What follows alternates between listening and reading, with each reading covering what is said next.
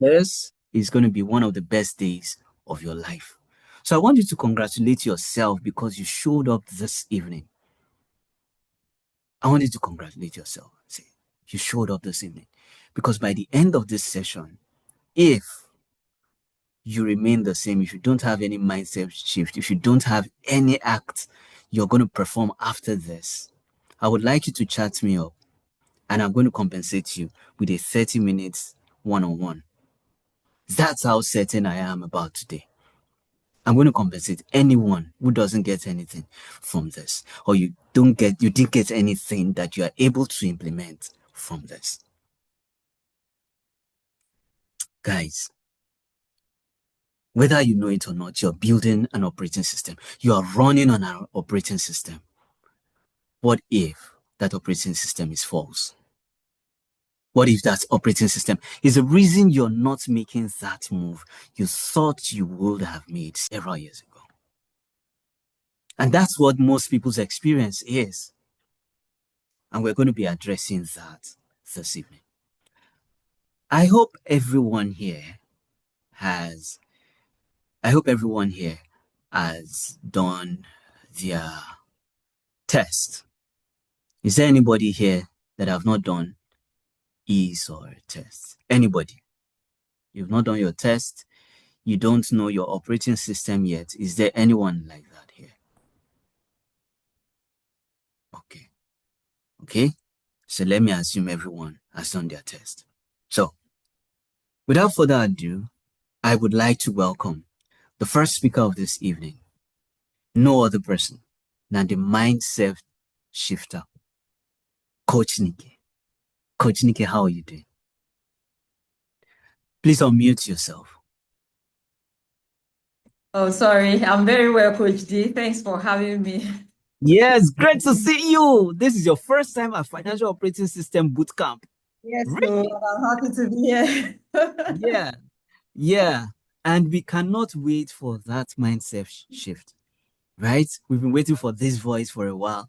I know that more than the voice today, we are waiting for transformation. So, Coach Nikki, everybody welcome with me, Coach Nikki. Send those emojis, clap wherever you find yourself as Coach Nikki takes the floor. All Welcome. right, Coach D, can I have full view? Can I have full view? That will be if I come to your device. Oh, if you come to my device. Yeah. Okay, so let me just, let me work with what I have. Okay, guys, give us a minute. Give us a minute, please, Coach Nikki. Can you hear? All right. Hmm. To make me full view. Yes. Okay. Same note. Have you done it? No. Pin her.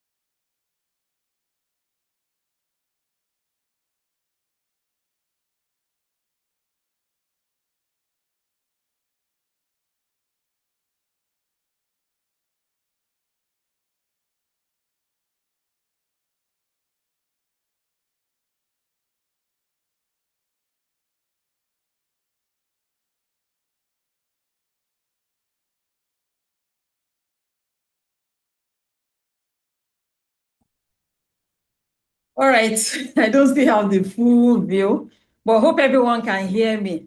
If you can hear me, please let me know. Let me know. Am I audible? We can hear you, we can see you.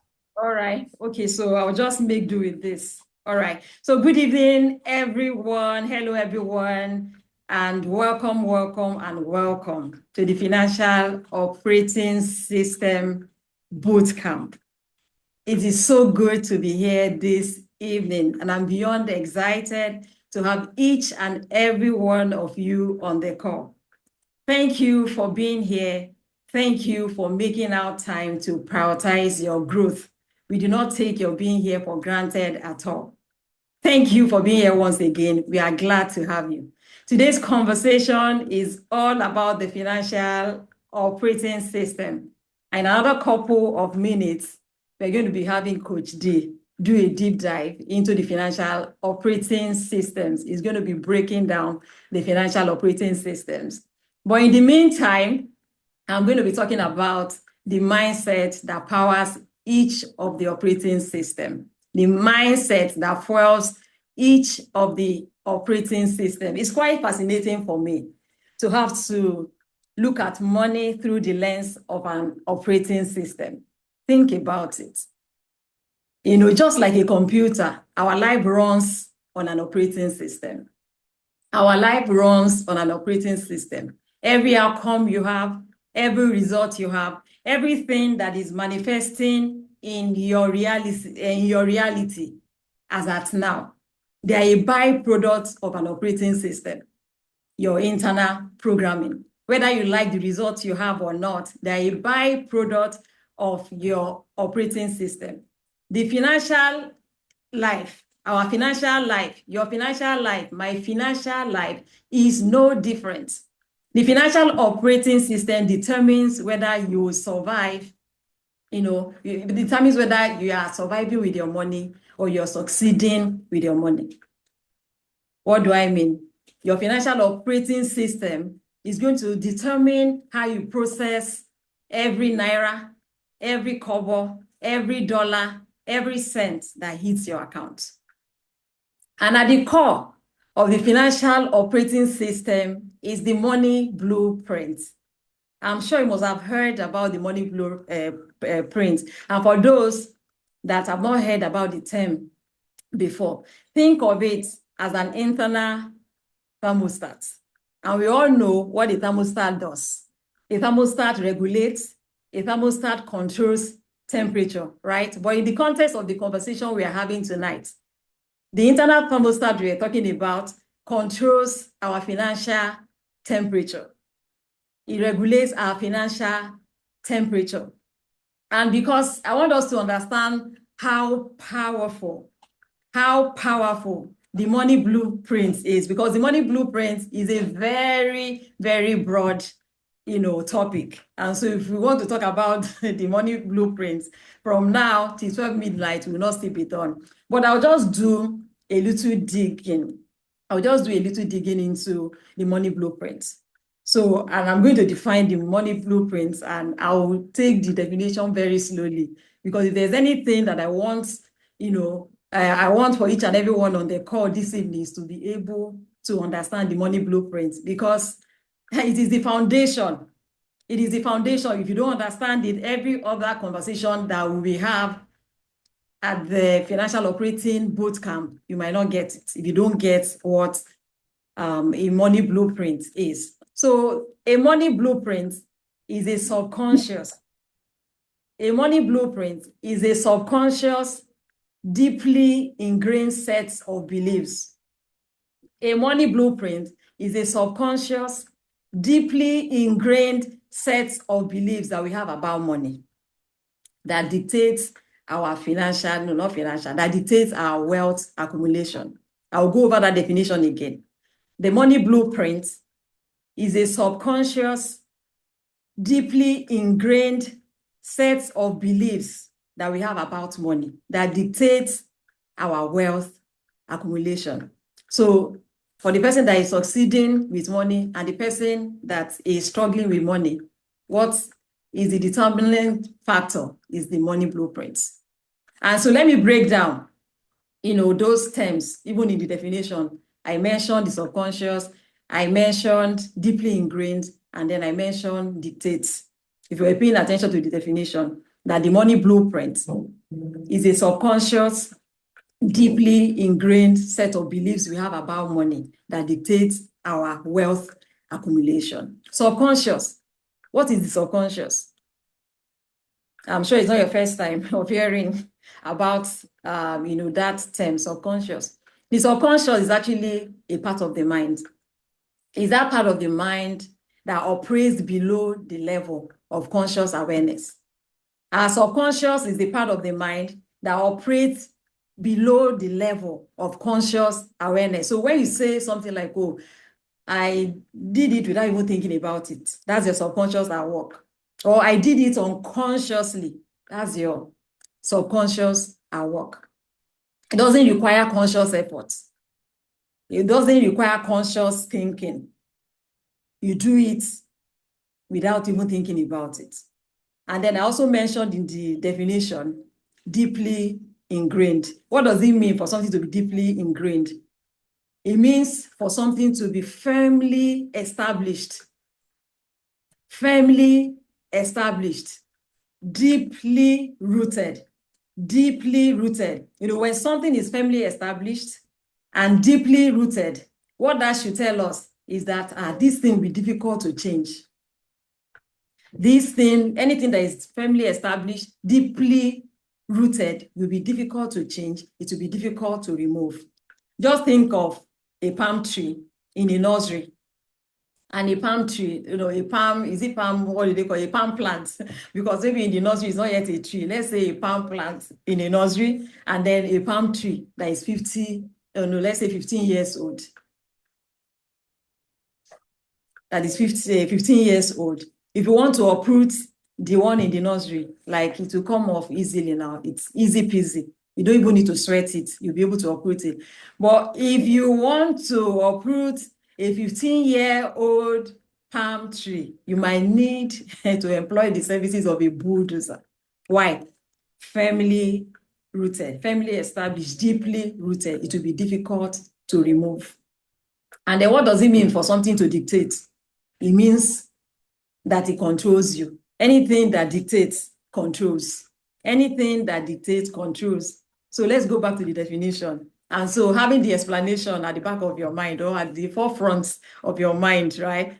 Let's look at the definition again. That the subconscious is, not the subconscious, our money blueprint is a subconscious, deeply ingrained set of belief that we have about money that dictates our wealth accumulation. So whether someone will be poor, whether someone will be rich is determined by the money blueprint.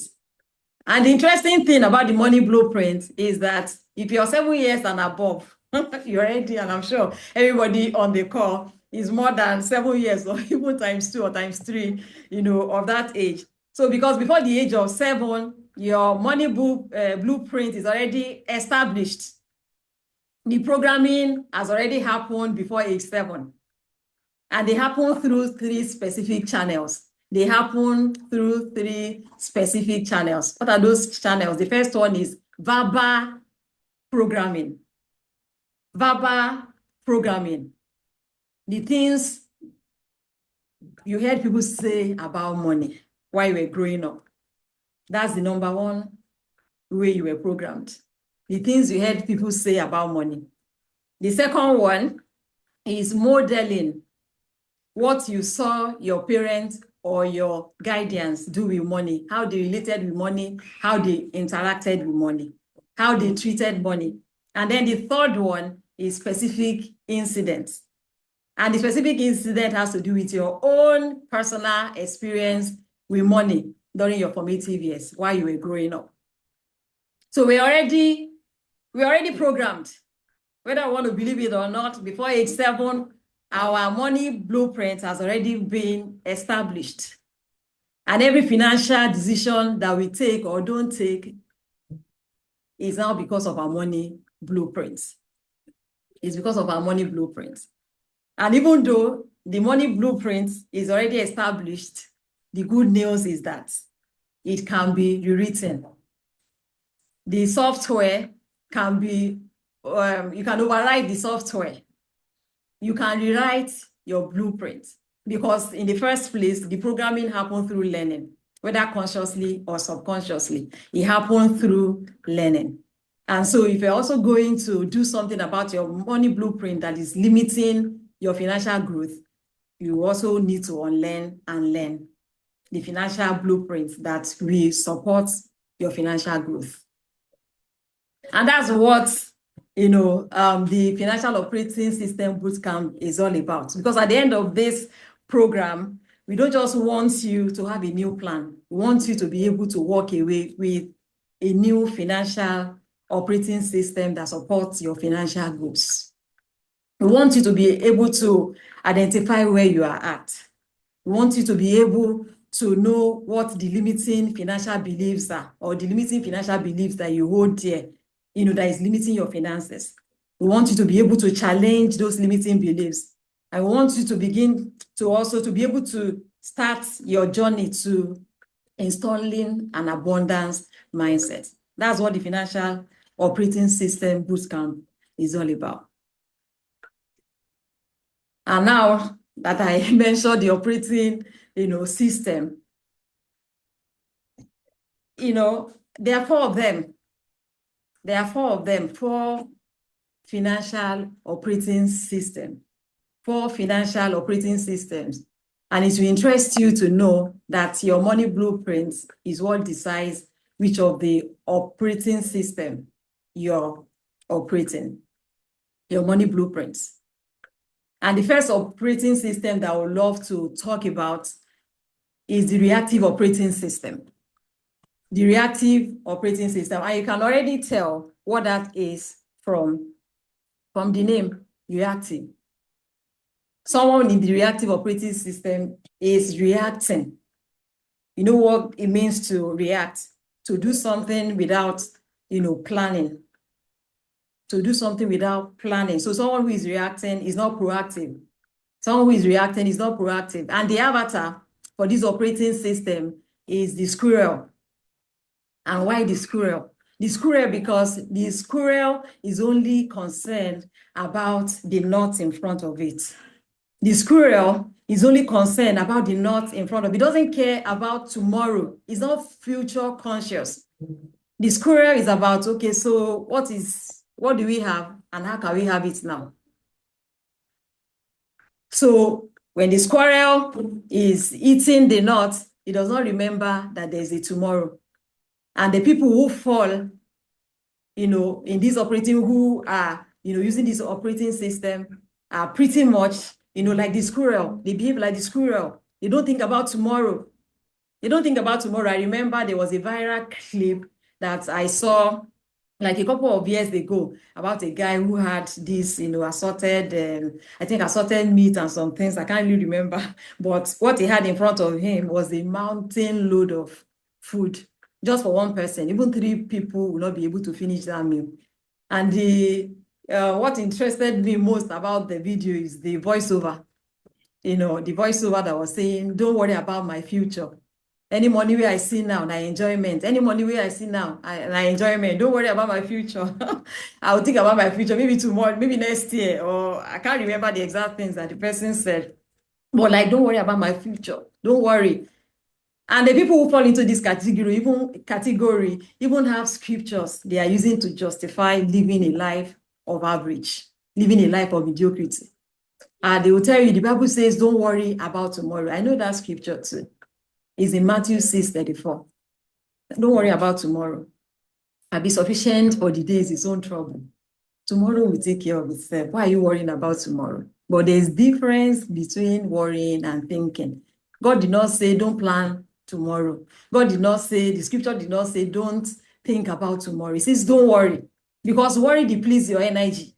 Worry drains your energy. When you worry, you're moving in circle.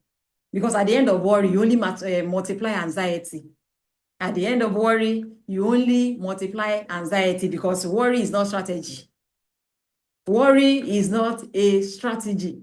And so the scripture says, don't worry, not don't think, because strategic thinking is analytical.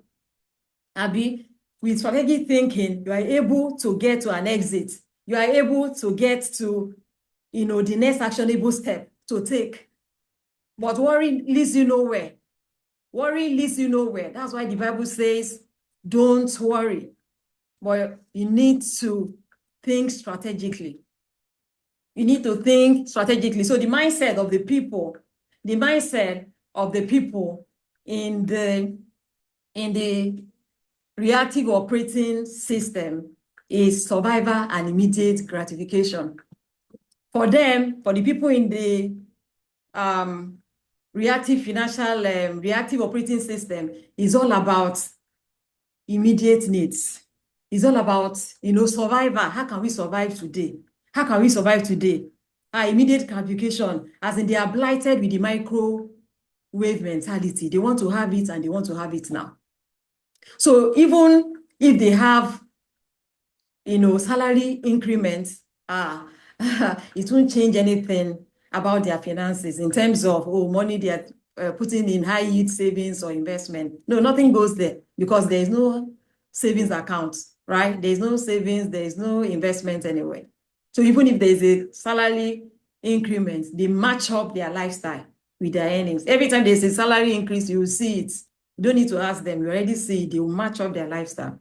And those are the people that experience what we call lifestyle creep.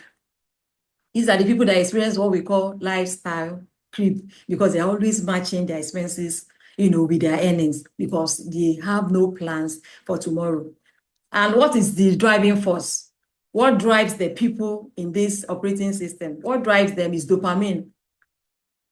What drives them is dopamine. Time will not permit me to go into some explanation. But when it comes to the brain, we have two parts. We have the amygdala, which is in the limbic system. And then we have the PFC, prefrontal cortex. So our 10 more minutes. Okay, so our brain is, thank you, Coach J. Our brain,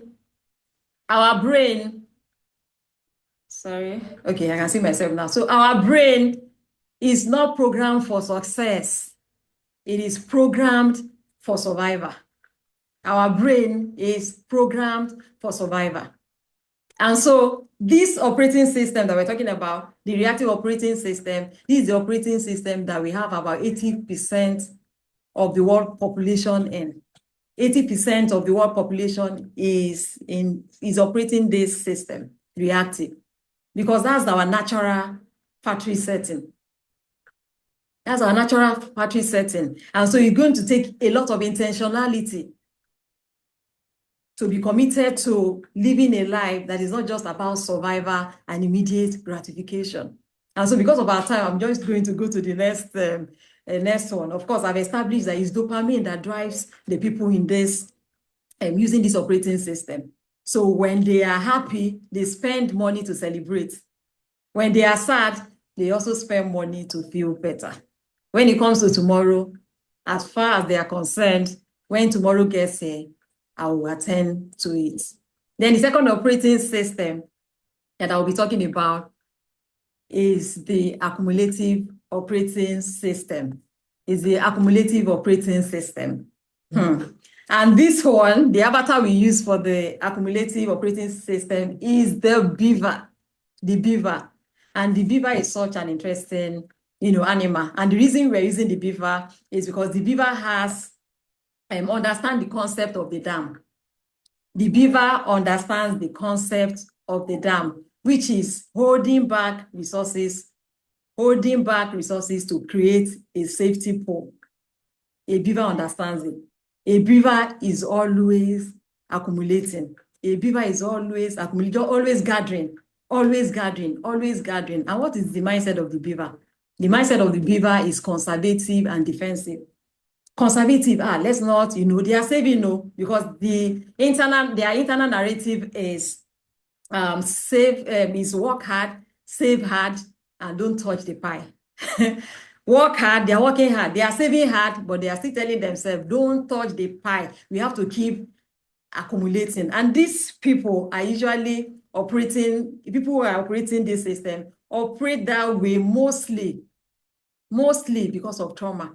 Some came from a very highly impoverished background where scarcity was a thing. And now that they have made up their mind that, they want, to be able to have more than enough.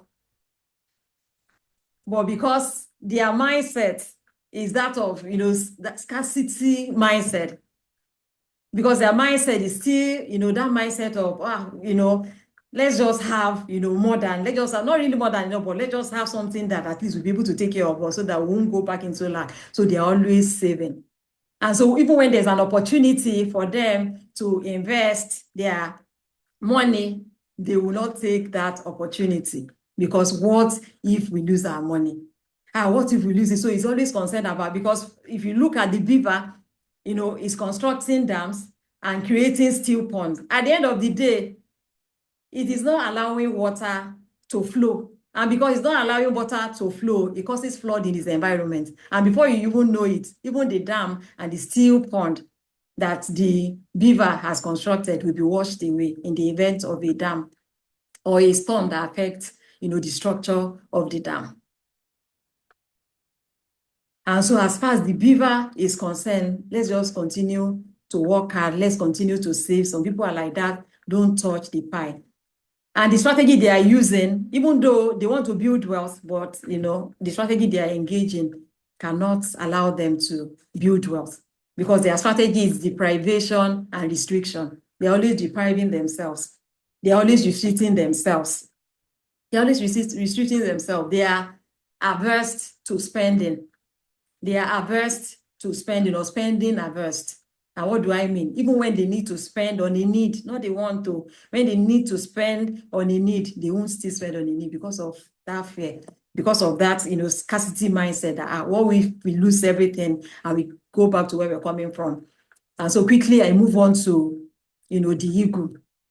I move on to the ego. When it comes to the ego, the mindset of the ego. Oh, I said the ego. All right. The ego is the avatar for the next operating system, the architect, right? Because I'm trying to rush now. The ego is the avatar for the architect operating system. And the mindset of the ego is strategic control. Sorry, strategic security. Strategic security. The ego wants to be in control. The ego wants to be in control, strategic security, and structural intentionality. Unlike the beaver that is building dams that can be easily washed away by the flood, the ego wants to build a fortified position. It doesn't want the position that can be easily threatened. And when I was reading about the eagles, I found out that nobody has seen, maybe except for those that maybe are into animal life, those people that do documentary and all of that. But even in documentary, I've not seen an eagle's nest before. I've not seen an eagle's nest before. I now understood why I've not seen one, because of how many feet away an eagle's nest is located. They said 45 feet to 150 feet, as in like they are interested in fortifying their position.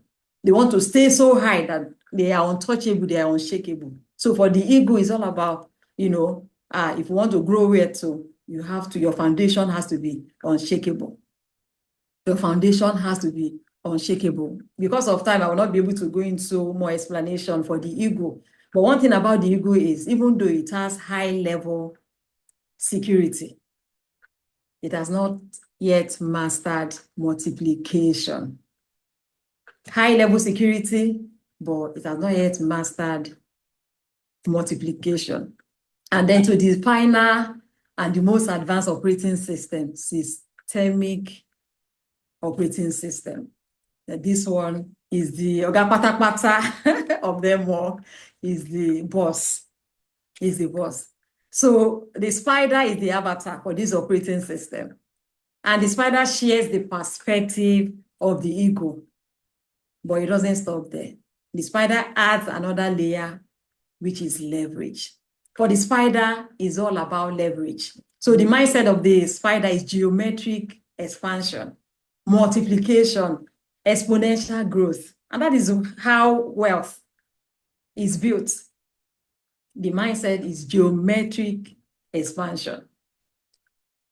And the strategy is leverage.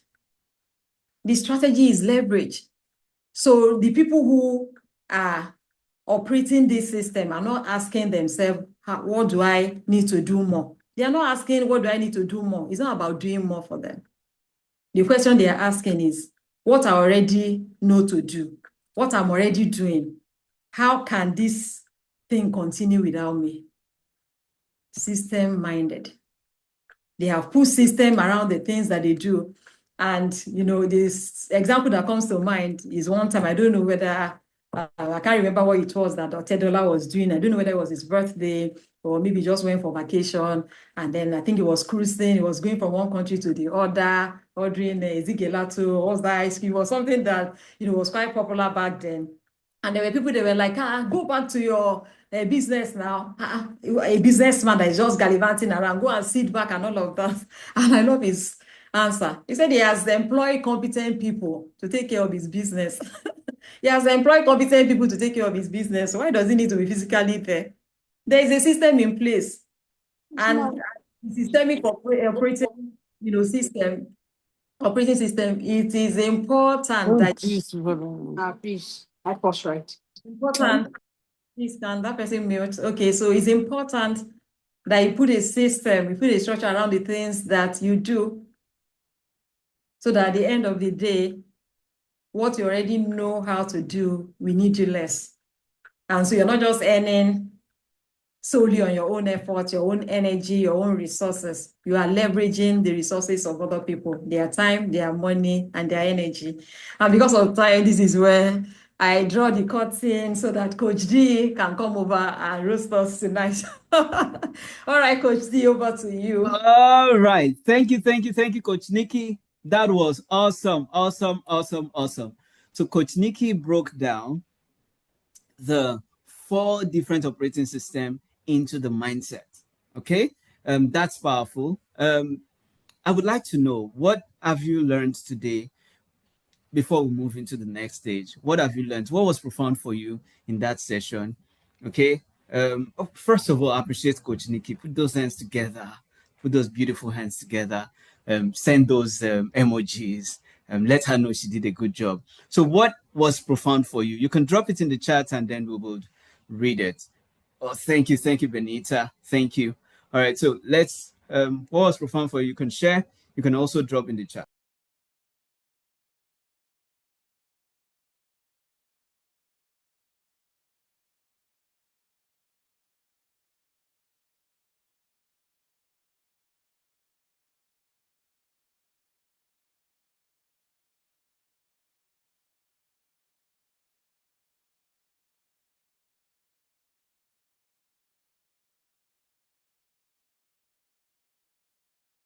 Okay, who is sharing with us?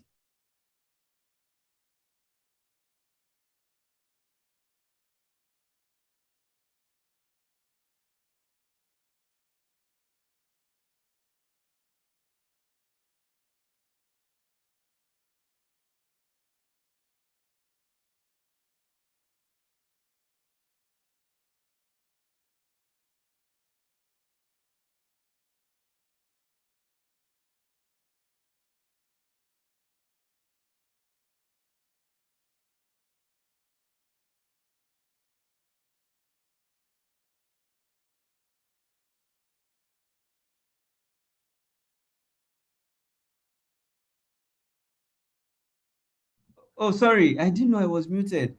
Okay, yeah, I read the first and said having systems for wealth creation is profound for me. Beautiful. Then, secondly, discipline is key. Powerful. Thank you for that. Really appreciate. Okay, I'm trying to get my microphone somewhere here, but I can't seem to get it. But let's get going. Yeah, good evening, everyone. My name is Darius Shokumbi. It's good to see you. Coach Nikki just gave us a good one. She talked about the mindset. This evening, I'm going to take it a notch higher. I want to say thank you to everyone who has said something about today's session. I really appreciate you. I really appreciate Coach Nikki always shifting the mindset on this conversation. Today, we are still taking this one more step. Last week was powerful because last week we talked about the different levels of giving. After talking about that, we then moved into the subject of creating your financial blueprint. Now, Coach Nikki talked about, yeah, thank you. Okay, so Coach Nikki talked about the financial blueprint based on the mindset. I'm going to have a shift because today we are not just going to be talking about it, we are also going to be hands on it. So let me just have a recap on the 4 different financial operating systems. Or I think I should get into my lesson, and we are going to talk more about that in the subject. Okay. All right. Can you all see my screen? I hope you can do that. You can see my screen. Okay. Yes, we So, can. all right. Thank you. Yeah. You see, life, like we all know, is a journey. Is a journey, and it takes time for us to move from one spot to the other. However, every one of us goes through 4 seasons of life, irrespective of what your financial operating system is. Okay, if you know what your financial operating system is, I want you to drop it in the chat. Guys, I need you to respond, right? If you've done the test and then maybe someone has gotten back to you about what your financial operating system is, are you reactive? The reactive is the same as the firefighter with the avatar squirrel. Then secondly, we have the beaver, which is also the accumulative with the accumulative. We also call it the Liberian system. Then the third one is the intentional, which is also called the architect with the avatar of the eagle. The fourth one is the systemic operating system, which has the avatar of the spider or the Spider-Man. All right. And you can also link it to the air traffic controller. So we have the reactive, we have the accumulative, we have the intentional, and we have the systemic. Okay. If you don't know what your operating system is, please drop it on the chat. Say, I don't know, so that I can recap this before we go ahead, so that this is going to be very clear to everyone. If you don't know your operating system, drop in the chat session, I don't know, so that we can do a quick recap before we proceed in this. And if you know yours, ensure you drop it. Maybe a beaver, I'm a beaver, I'm a squirrel, whatever. Okay, you don't know.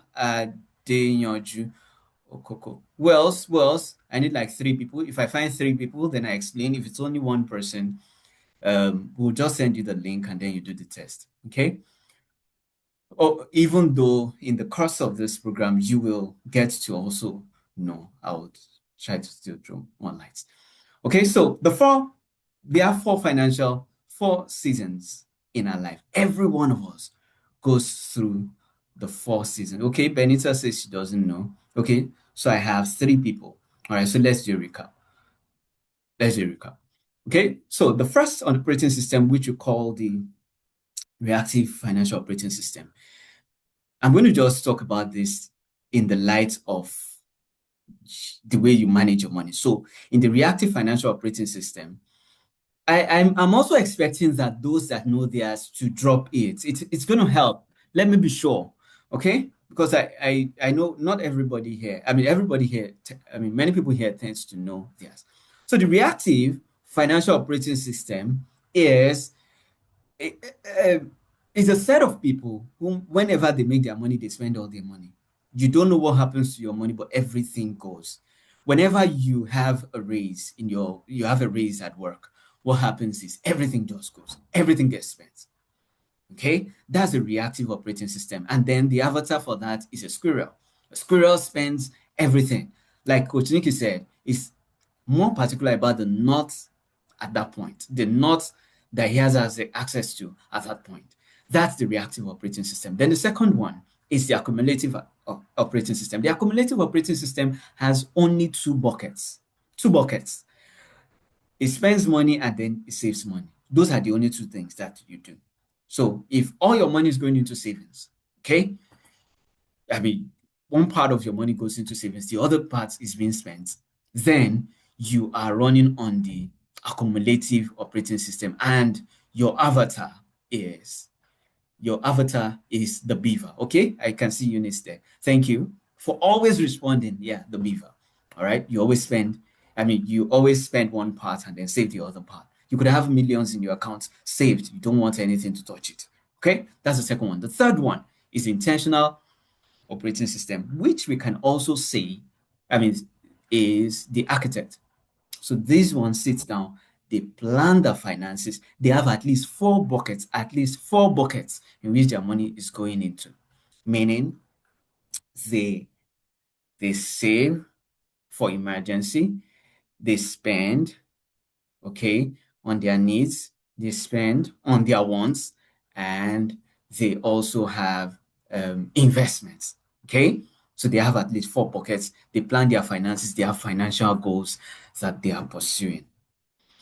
All right. So the fourth one, which is the maximum, which is the highest, is a systemic operating system.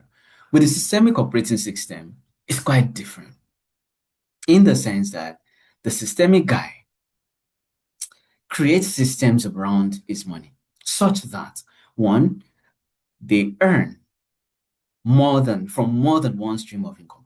Now, when we talk about streams of income, I want to tell you this. And if you have different streams of income and you cannot boast of one stream of income making up to 100 million naira in revenue per year, you're still playing and then you are in the wrong bus. Multiple stream of income is not about having so much to do and then all the so much is doing so little. One of your systems cannot even have up to 100 million in revenue in 1 year. And then you have 5, you have 6, you do 10 things. No, that's not a systemic system. For a systemic system, what happens is this, is that the finances is so planned such that you can forecast, and then you have automated some of the you have automated most of your sources of income. So instead of you to be the one channeling into investment or whatever, it's either you have automated it or you have commissioned someone, an expert, to manage those resources for you. So if you're here and you say you have multiple streams of income, you are selling chicken in one, you are doing this and all that, and yet all of them, not one is able to give you 100 million in revenue, you are scattered and you're not building a system. Okay, so let me share a scriptural story to explain this. 3 out of these 4 systems. The story of the prodigal son. One of the things I say is this, is that if you spend everything you earn, you're a prodigal son. If you spend everything you earn, you're a prodigal son. And that is because the lifestyle of a person earning 45,000 naira and that of a 50,000 naira is always the same. If you're earning 450K and someone else is earning 500,000 naira, your lifestyle is the same, except you expose yourself to debt. All right? So this is it. In the story of the prodigal son, that boy told the father, give me everything that belongs to me out of everything you have and let me go and spend it. And that's how many people live. You get the salary and the next thing is you spend it. You're like that prodigal son. Everything zeroes out. The next month, you are coming back to the father who is your employer. And some of us are self-employed, okay? Because not everybody is an entrepreneur that claims an entrepreneur. A self-employed person is someone who bought himself a job. The person just switched and say, okay, I'm going to still do all the work. And I will still be able to get benefits. Without you, decisions cannot be made. Without you, money cannot be moved and all that. So those people oftentimes are also still reactive with their finances. As the money comes, it goes. As the money comes, it goes. Okay, that is the life of this boy. The Bible now says that when the recession came, what happened to him? When recession came, the Bible says that was when he had finished spending everything and recession came. Recession came upon the land. My mentor says something. He says, if there is recession in the land and you're experiencing the recession, he says, it means that you already have the recession before the recession began. Most people, everyone in this financial operating system, in the reactive, squirrels, they have a firefighter approach and they're always in recession. So that's the first one. So the prodigal son himself is a reactive person. Collected everything, squandered it. Riotous living. Then, after he had squandered the money, he now came back. As he was coming, he said something. He said, even the servant, my father's servants, have a better life than I currently have, because at that point, he was eating with the pigs. He said, my father's servants have a better life. So he said to go back home. When he got back home, he met his father. His father, who was watching and waiting for him, came, hugged him, kissed him, and then he was adopted back into the family.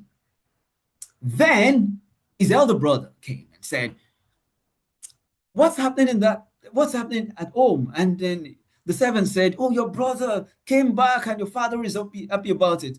And then he refused to come in. So what happened was the father came out. When the father came out, the father said, my son, what's the problem? He said, this your son, this your righteous son, this reactive person, this quarrel, this firefighter approach guy, operating system guy, says he has spent everything in righteous living, and yet he came back, you're throwing party for him. I have served you for years. I keep serving you, yet you have not given me even a small goat. You have not given that to me to celebrate with my friends. This is an accumulative person, because the father said something. He said, but all that I have is yours. Why? Because at this point, the father has split the inheritance between two people. So everything that belongs to the father belongs to him.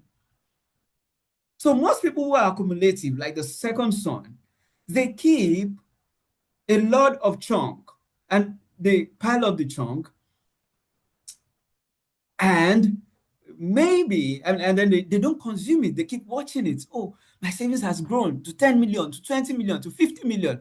That's what's going on in their mind.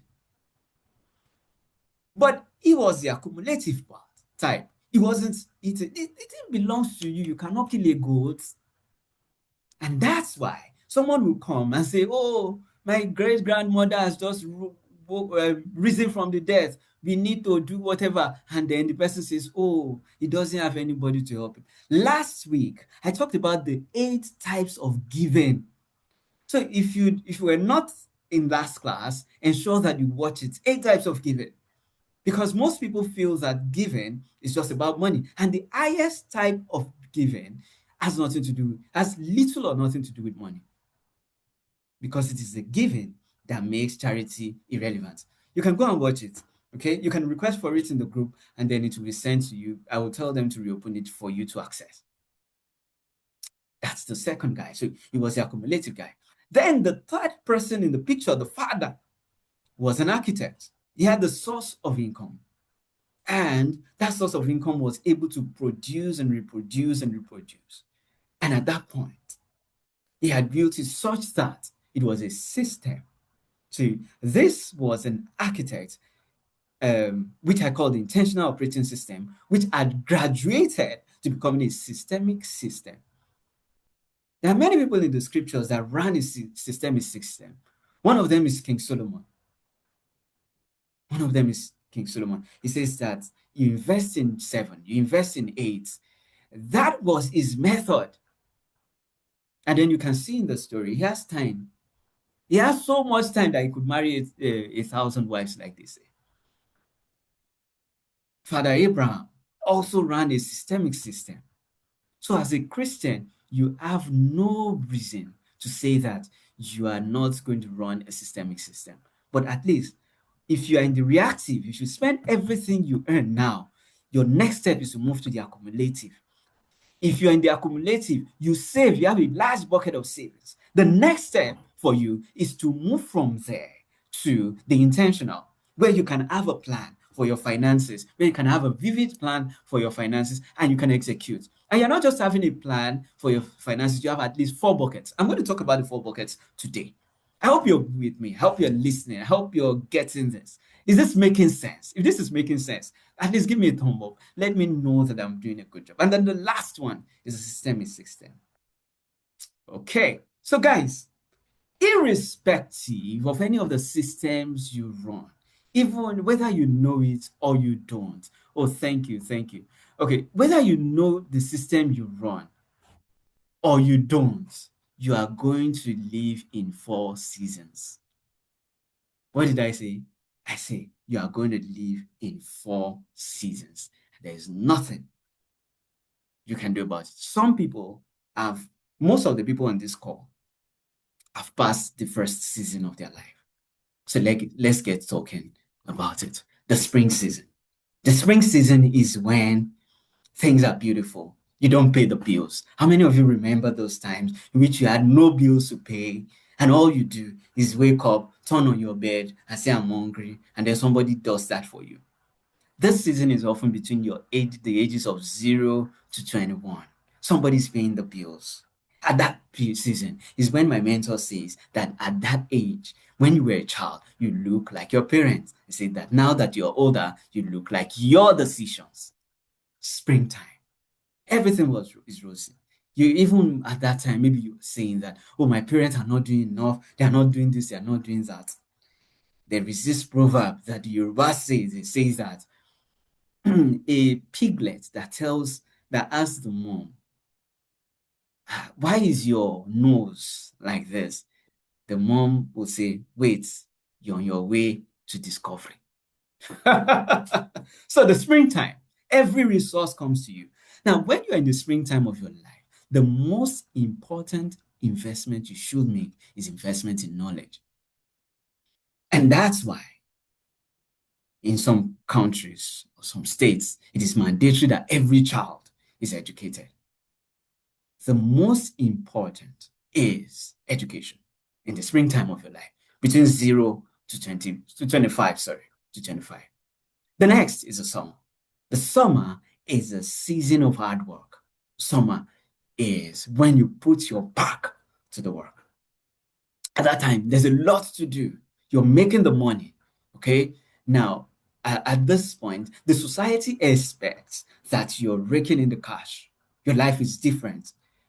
In fact, your parents see you, many parents see people in the summer of their life as being the savior of their family. And guess what? Some parents don't even know that both themselves and their children are in the summertime together, because that often happens between the ages of 25 to 50. It's when you put your back to the work, when you are working, when you are discovering the best work you should do, when you are discovering what you should, the path you should tread. But some people, when they're in the summer of their life, what they do is they begin to have a lot of unfinished work. They are reactive. Oh, this is paying now, they run there. That is paying now.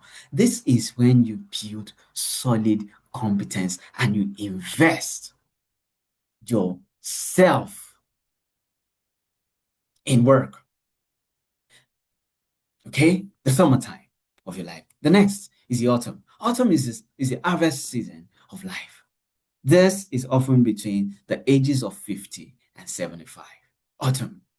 At this time, you begin to earn more.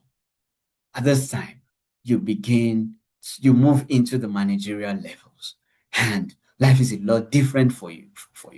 You earn more, and yet you have more responsibilities at this time. Autumn. Between 50 and 75. This is a season of harvest. So, how many of you here, and you don't need to drop it, how many of you here are in the summer season of your life? How many of you here are in the autumn season of your life? Are you enjoying the best benefit of this season? Are you? The fourth one is winter, from 75 till death. This is a season when you have moved from the working guy to the mentor.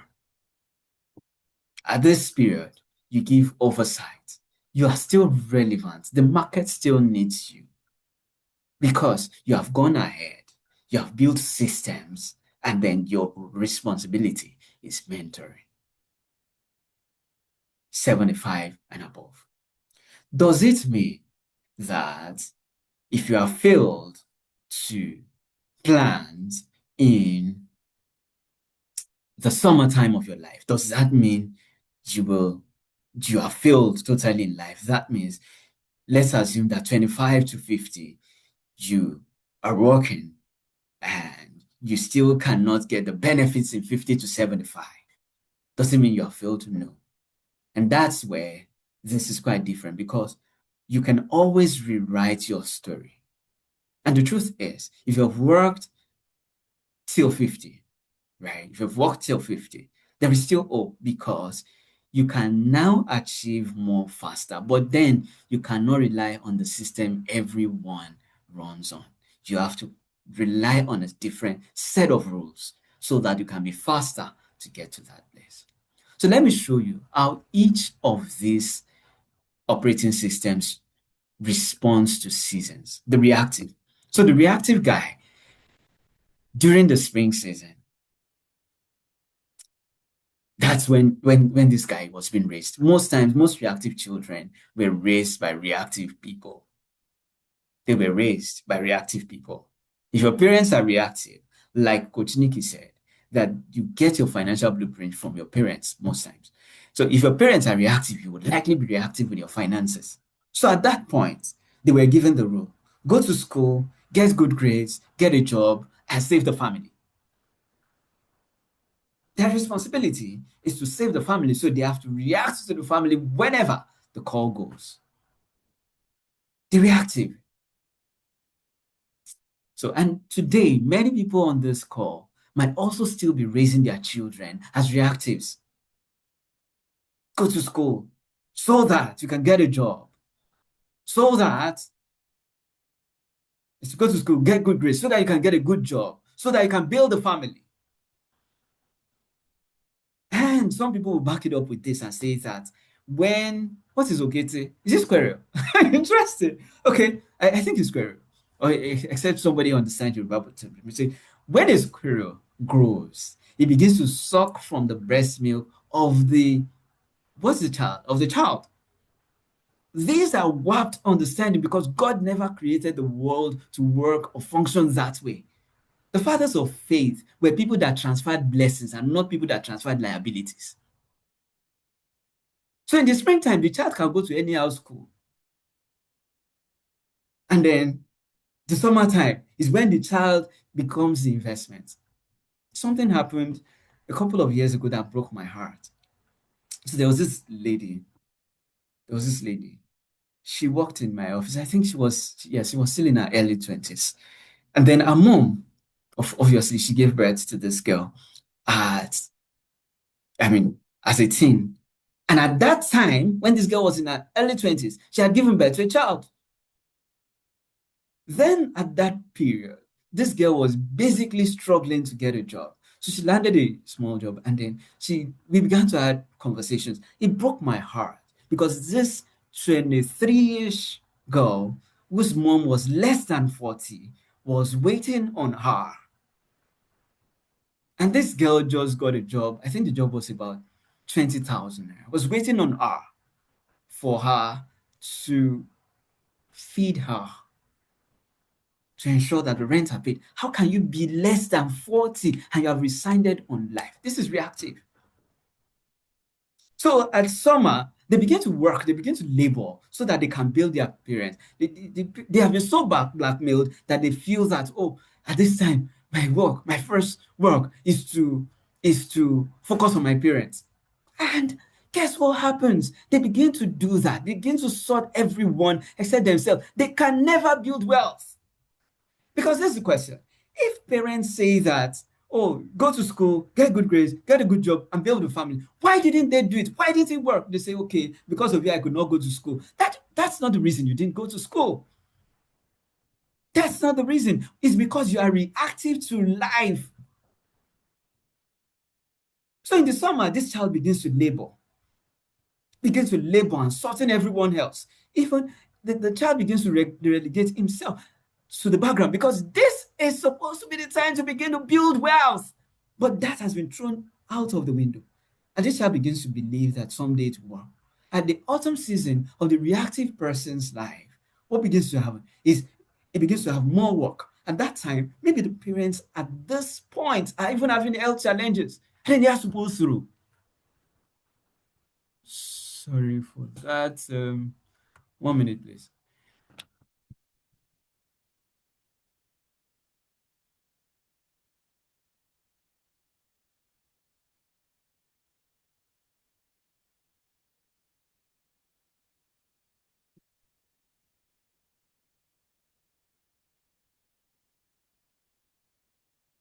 Sorry, the battery is dead, but the gen will soon be on.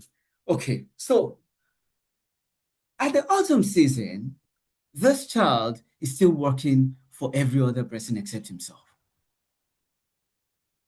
At this point, maybe the parents are now having a health breakdown, and this child has to be the one to push through and all that. And guess what? This generation is lost without the ability to build wealth. Then comes the winter. When it comes to winter, most of the people in this category die early. The reactive operating system. The next is the accumulative operating system. In the springtime of their life, they were also given the same philosophy. Go to school, get a good grade, and get a good grade, get a good job, and build a family. Springtime. And then when it's springtime, what happens? They work. They are not investing in the right knowledge because even their parents cannot afford the level of education that can shift them.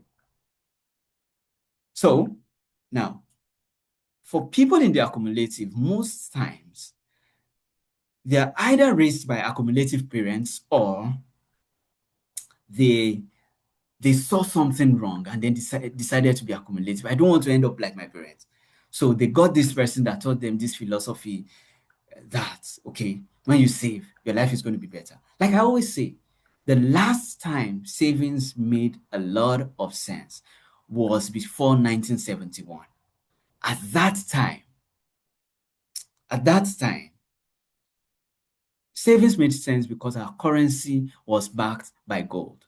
So whatever you do, if you dig the ground and keep the gold, it's still going to work. You're still going to get good returns. You're still going to get, considerable returns. So this person believes, I don't want the life of my parents, while they may be reactive or they were raised by accumulative. So they went to a school and then they feel like they are armed with the right resource for the world. And then when it's summertime and they begin to work, they begin to work within that system. They begin to work, spend, save, work, spend, save, work, spend, save, forgetting the fact or being ignorant of the fact that every income they save, every money they save is being taxed. How is it being taxed? Inflation eats it up for lunch. Summer season, they begin to save, When they get to autumn, because they are not investing, they even save more. So they are not any better, they even intensify the savings. Say, oh, now I'm making more money, so I have to save. And then the obligations begin to climb. And the money doesn't make sense at this point.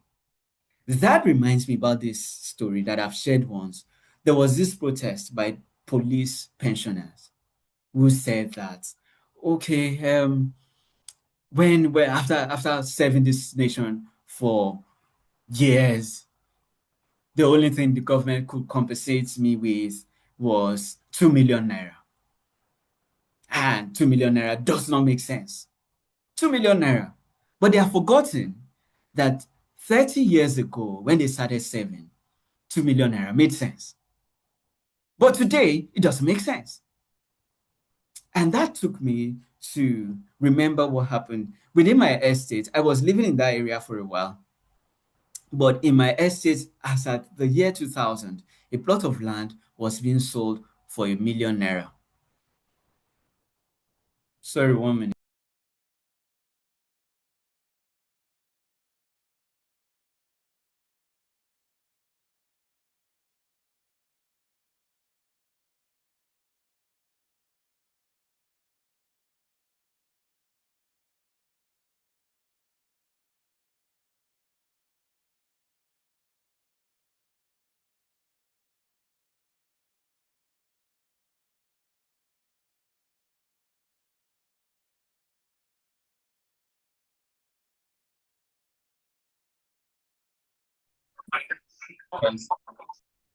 Sorry. So within my estate, a couple of years ago, that's the year 2000, there was the landed property then was being sold for 1 million naira. Fast forward to 20 years as we speak, a landed property, which is not even available in the estate as we speak, but the last one they sold within the estate was going for 80 million naira, and that was 3 years. So based on estimates, landed property in this estate should be like 100, 120. So what am I saying? If that guy had said, oh, 2 million, when I retire, I will buy my first landed property. He can't. The best place he can get that is somewhere in his village. So accumulative operating system is not one in which you want to run on. In the summer, keep saving. Autumn, you keep saving. And winter, what happens? Of course, the saving is worth less. So that's why you should not run on this system. But this is where it begins. This is where the journey to wealth begins, the intentional system. At the intentional system, your life is a lot different. Your life is a lot different because at the springtime, most people in the intentional system did not even, in this part of the world, did not school in in public schools. Or, there was a time in which some public school made sense. But then their parents were also intentional. So they got the right money blueprint. They got the right money blueprint. Intentional system. So they were raised by intentional parents. Well, parents running the intentional operating system raised them because they knew how to handle money. They knew how you must have 4 buckets, how to automate your expenses, your spendings. All right. So because they were taught this, when they got to the summer season of their life, their parents were not depending on them because they believed that this is where you begin to grow wealth. They are mentored, most of them are mentored by their parents. And then in summer season, they are busy planting. As they were making money, they were focused because they were guided. They are now focused on a skill. So in this summer season of their life, they have even begun to build wealth, such that if they lose their job today, for 1 year, they are still fine because they have built a bucket called emergency savings. At the autumn season of their life, wow, they can live in the autumn season without touching their primary source of income. Then they just continue working and then building the wealth. Then at the winter, they enjoy the wealth. The only challenge I have with this is that sometimes people within the intentional system can get to the winter of their life before they think of enjoying the money, or they get to the latter part of the autumn season of their life. And then at that period, they cannot go skydiving. They cannot go to Dubai and go to ski Dubai, go to beautiful places, mount on the camel, because now their bones ache. The intentional system. Then the last one is the systemic. The systemic system were raised by parents that don't care about grades, but care about contribution. They care about value. They don't care about grades.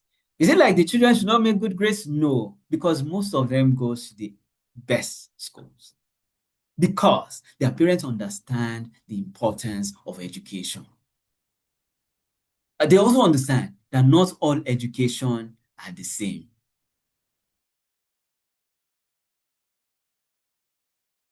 Not all education are the same.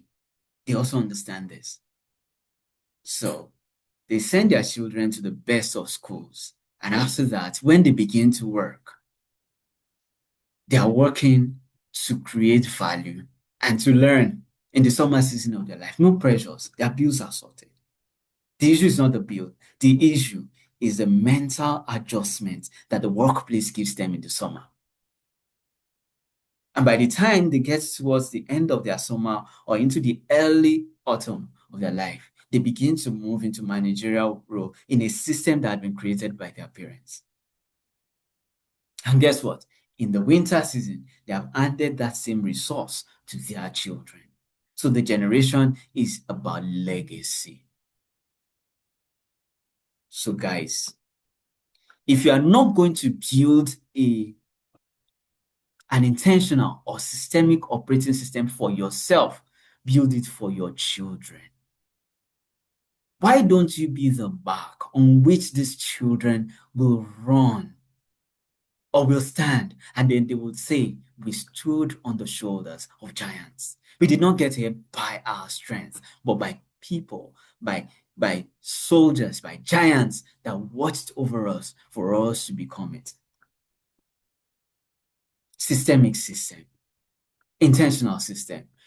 If you're in this event, if you're in this program, you have no reason to build a reactive and accumulative system. If you're living this today, this program today, and you're building this kind of system, you have not just failed yourself, you have failed your children. So I need you to listen attentively, because I'm also going to show you the first few steps you need to take. Now, most people, 70 to 80%, about 80% of people in this part of the world are reactive. And here are some myths that they rely on. They say, I'll figure it out eventually. You have worked past the summer season of your life, and you're still saying you are going to figure it out eventually. When do you want to do this? Because in the same way, many of our parents did this. Say, I'm going to figure it out eventually. It's going to add up eventually. Nothing adds up without intentionality. You have seen how I have described in the 4 seasons of life what may happen to you if you stick with the reactive operating system, or if you stick with the accumulative operating system. You will not figure it out eventually. Your savings will not suddenly burst. Nobody is going to pay you interest on your savings that is above inflation rates. Nobody does that. The banks will tell you that save for your future, save for your future. But they are not saving for the future. They are making use of that money. But you say you are going to figure it out eventually. Many people have died trying to figure it out. Is that what you want to do? And is that what you want to propagate to your children? Another myth is this: one day I will be lucky. I say something, believe this, nobody is coming to save you.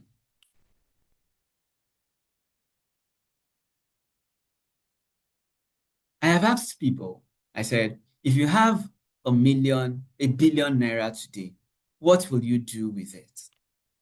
And then I have heard comments like, what? I'm going to invest it. And then I say, invest in what? They say, I'll put like 500 million in stock market. I say, are you okay? Who does that? Because wealth is a process.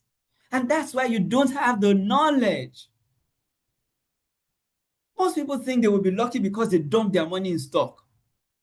Do you think that's the path to wealth? Dumping your money in stock? The market is not seeking to make people lucky. Luck happens when preparedness meets opportunity. When preparedness meets opportunity. Sometimes some people will have 5,000 naira in stock, and then they will be complaining that the money is going down. Oga, you are not ready.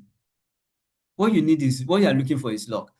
So some other myths is this: I just need to do more things. I need to open like 5 channels of business so that I can be wealthy. It doesn't work like that. Doing more things will spread you so thin.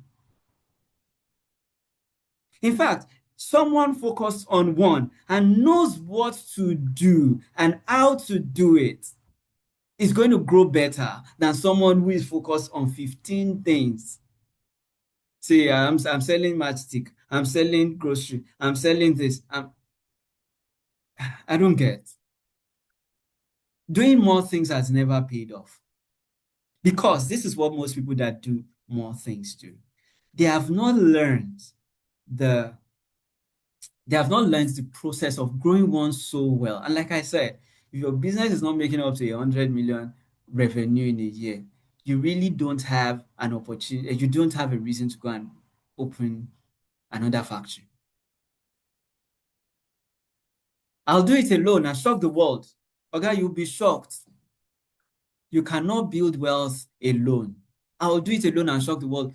The world will shock you. The world will shock you. It's a myth. You cannot build wealth by taking an indefinite stroll. Number 5, my portfolio will bail me out in due course. The responsibility of your portfolio is not to bail you out. Because this is it. People will say that, okay, I'm investing in stock, and then they are relying on somebody else's understanding. And you say you want to build wealth. No. Even the people in the intentional system, the architects, they don't do that. Some will say, life is unfair to me. Life was never meant to be fair.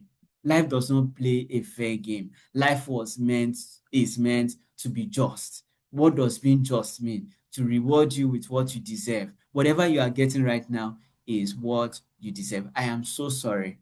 I wish there was a nicer way to say it, but it is what you deserve. Because you built wealth through systems. So let's solve the problem. Presently, to you, it might look like this wealth thing is like a lot of formulas that I cannot put together. But I'm going to show you this evening what you should begin doing right now. Coach Nikki has talked about the mindset part, which is even more important than the things you do.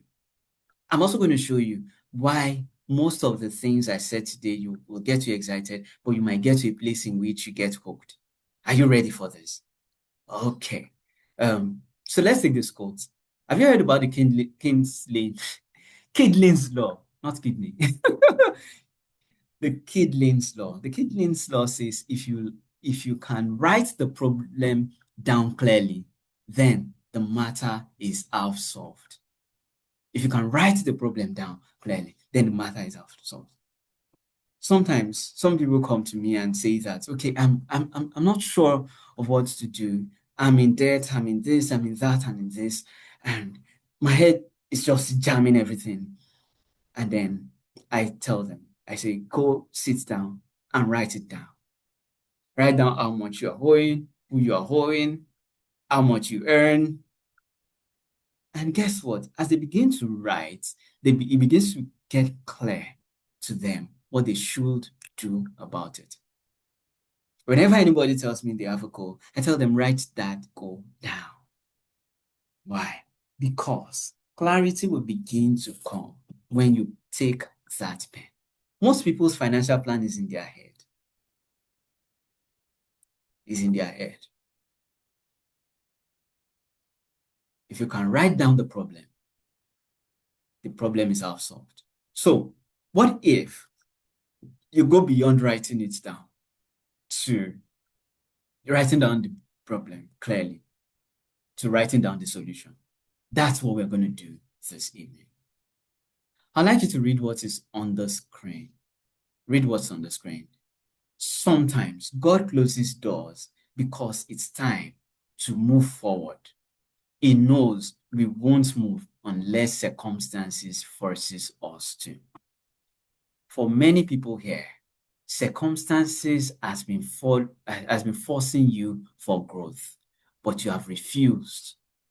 And then what people do is to go back to God to pray. Last week, we shared a scripture, and that scripture, Deuteronomy chapter 8, verse 18 says, it is God that gives you the power to get wealth. And I said something. I said, this was God talking. There is nowhere in the scripture where God himself says that I give you wealth. Yes, many other people, of course, there are versions where people say that God gave them wealth. Of course, God did, because if he gave you the power to get the wealth, then he gave you the wealth. Okay?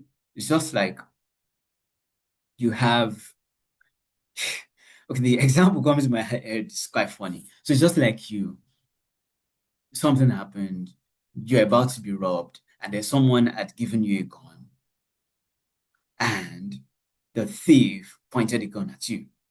And then the next thing is you brought your gun, and you shot first.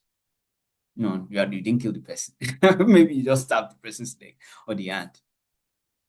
Who gave you the power? It was that person. But it was your responsibility to fire it. Many doors have closed and they keep telling you, this reactive door keeps telling you that this thing, when you sit down, that thing tells you that this thing, I'm not sure this is the path to go. Your mind keeps telling you that this door is closed. And you say, no, I will pray more. He has given you the power. It is your responsibility to use it. I will not give you a gun. And then by the time you are supposed to use the gun, you are now calling me to come and shoot it for you. So we are going to solve the problem on paper this evening. We're going to do the paper part. So I don't have lots of time. So maybe we will, after this, we'll just run to the paper. So I just show you, and then we'll come back to the session. So if you are reactive, what should you do? You should move to accumulative. If you are in the accumulative, what should you do? You should move to intentional. If you are intentional, what should you do? You should plan to move. You should begin building systems to move to the systemic. And if you're in the systemic, it's time to build legacy. So that's what I'm going to show you this evening. It's going to help you. If you're in the reactive or you're in the accumulative, you can begin to have a proper structure for your wealth. That's what I'm going to show you this evening. And here's my question. Are you ready to build? If you're ready to build, say to yourself, I am ready to build. And let's get this. So the financial operating system blueprint is going to have a couple of sessions. What's your current system? If you have taken the test, you will be able to, you should be able to highlight what's your current system. I think I have the old version of my screen. I hope I'm still going to be able to make use of this. So design your income architecture. So your income architecture, you are going to be able to align it in the course of this class. Design your 4 buckets. I'm going to show you the 4 buckets you need to have in your finances. Create your automation rules. You are going to be able to create your automation rules. I might stop here, even though we have some others. Your architect your goal for 5 years.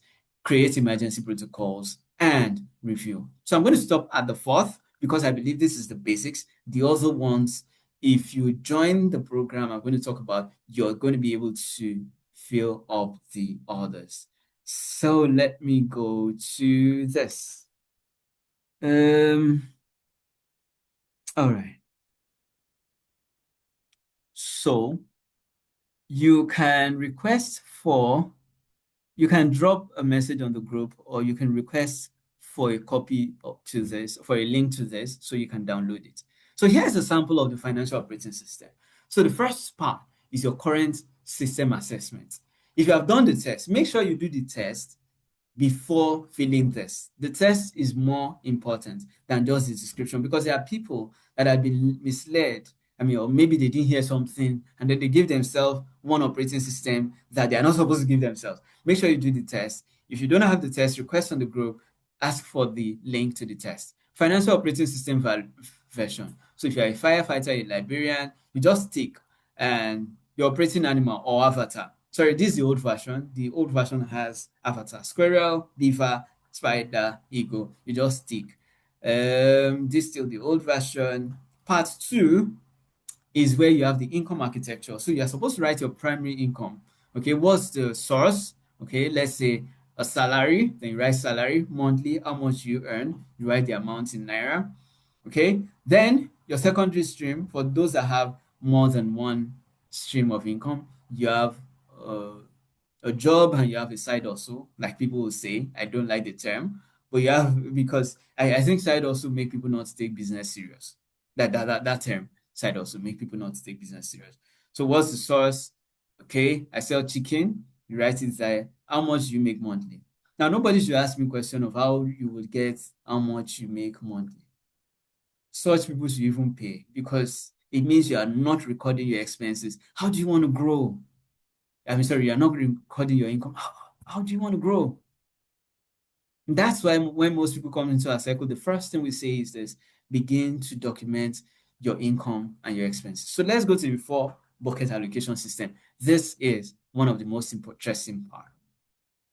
And you must get this right. So for the 4 buckets, we are going to allocate to our needs, okay, to security, to freedom and to our wants. Okay. So this is our proposal that your needs will take 50% of your income. What's needs? Needs are the things you cannot survive without. All right? They are food, clothing. Yeah, clothing in some cases, not in all cases. Shelter, data, all right, and sometimes education. Okay? These are the premise upon which you survive. So you allocate 50% of your income to that. Yeah, 50% of your income to your needs. So then you begin to line them out one by one. Last week I was able to do it. So let's assume you earn 500,000 naira. So 250,000 goes to needs. So you put aside some money for your rent. Let's assume it's 100,000. For utilities, how much should we put there? Let's say 20,000. Okay. For food, these days we spend a lot for food. So let's assume you have 80,000. 80,000.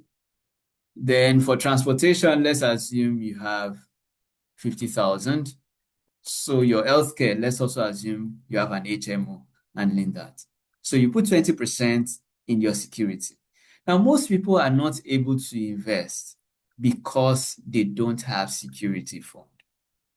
So whenever they invest, they come back and liquidate the investment as their emergency funds. So you put 20%, that's going to be 100,000 in your security. And what should you do here?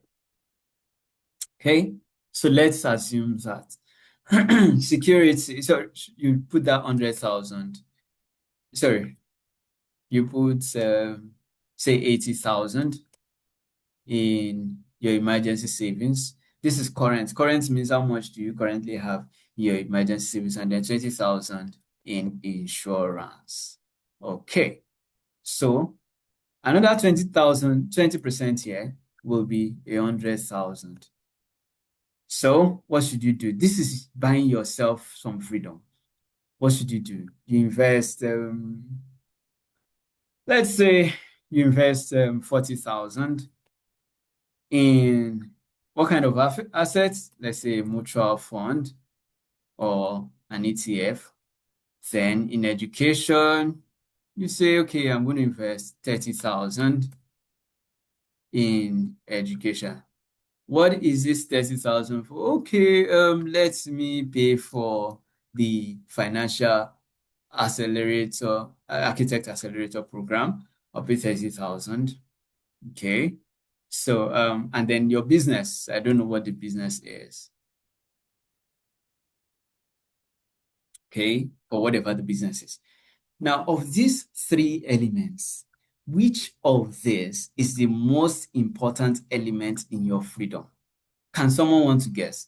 Anybody that gets it, I'm going to give the person a book. Of these three, investment, education, business, which of this is the most important for your freedom? Who wants to respond? You can drop it in the chat. I want to know who's going to get that answer. All right, I'll be waiting. Let's still run. So then you put your wants 10%. The first person to get it is going to get. Okay, so I have education. Who's the first person to get it?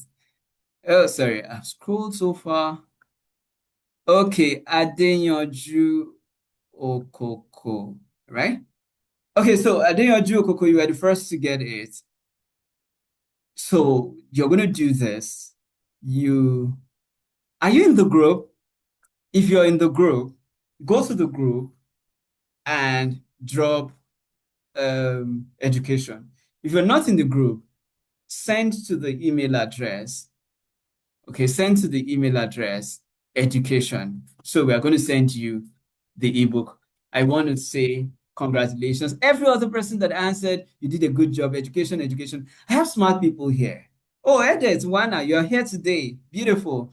Okay, Mark, sorry. Sorry. Yeah.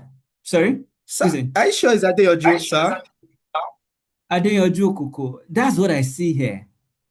Maybe you can Okay. scroll up Okay. to check the Oh, first name. sorry. I'm sorry. It's not Adeyanju. I'm sorry. Thank you for that. I really appreciate it. Marianne. Oh, okay.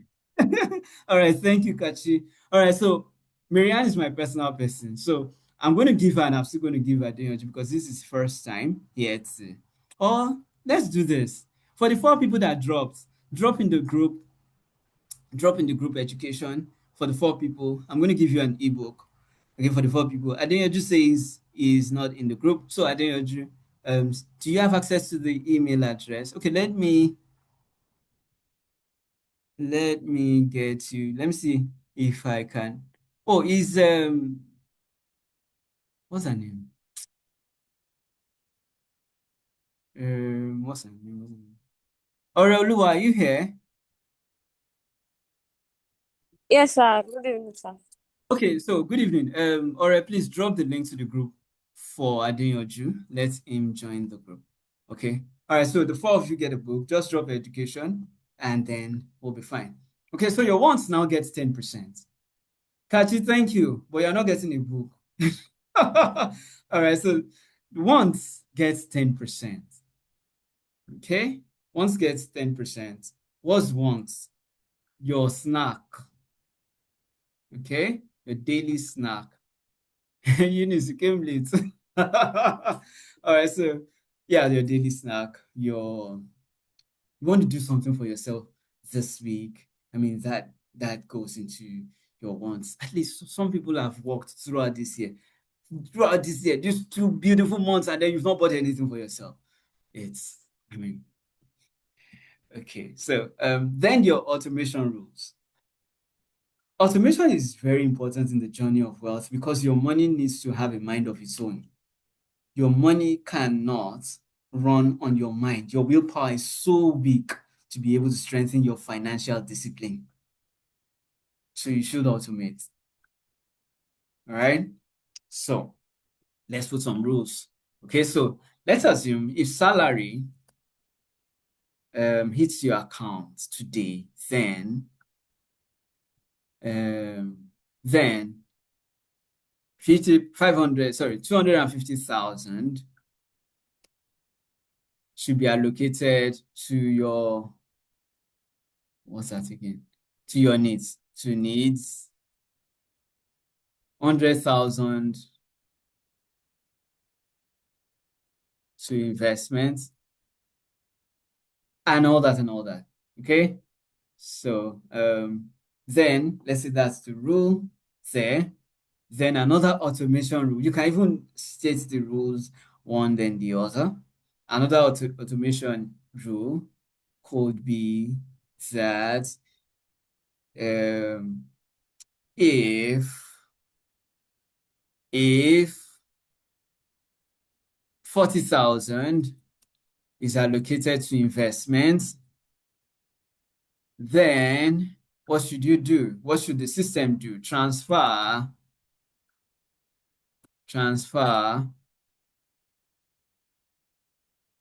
20,000 to mutual fund and 20,000 to whatever else. Okay, that's your rule. So you list all the rules. You can create more of them for yourself.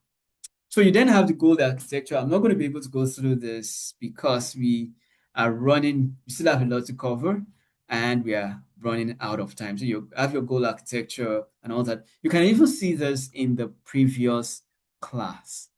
Okay, you can see that in the previous class. I have some other responses. Education. It's okay. All right. Thank you. Okay, so that is the automation. The financial operating blueprint. So you can design this for yourself, right? It covers all this. So, Oreoluwa, please share the link to the financial operating system blueprint so that people here can download and begin filling.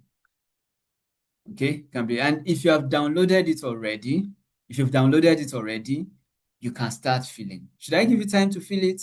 We don't even have the time. All right, so let's do it. So it's time for you to design your own operating system. I'm meant to tell you a quick story, but because of time, let me see what I can do. So there's this guy, he's been working for many years and he was broke. Then himself and his friends got to sit down, and then he began to say that for 10 years, 15, 20 years, and yet we are broke. Every money we make, everything goes. And they were running on a reactive system. So one day he said he was going to find out. So he met this, he was a scribe. And then this man came, and he was a very rich man. He was a money lender, came into his office one day and said he needs him to scribe something for him in, I think, 2 templates or so. This was in the 2000 BC, thereabout. So he needed to scribe for him. And then the man came the next day as promised, 2 days later as promised. By the time he got there, this guy wasn't done scribing. And the man began to flare and then began to shout, and it's like, why can't you just do your job? And this guy just chilled. And when after this man had blasted and all that, he then told him, he said, sir, I need something from you. He said, I have worked for many years. Yet I have been struggling. I work as hard as every rich person, every wealthy person, but yet I am still as broke as a mouse. Please, you don't need to pay me for this. Just teach me what I need to do to be wealthy. This man who was furious, who was angry at that time, didn't really know where to start from. But the guy said, your work is going to be ready tomorrow, but this is what you're going to do to me. You are going to tell me how to be wealthy. So the man came the second day, and guess what? His work was ready. So the question is, what can I do to be wealthy? And the man told him a couple of things. I'm going to list 3 of the things he told him. He says, a part of what you earn is yours to keep. Meaning that you mustn't spend everything, you must keep a portion for yourself. And then he asked him, he said, do you have a portion of your money for yourself? He said, yes, I do.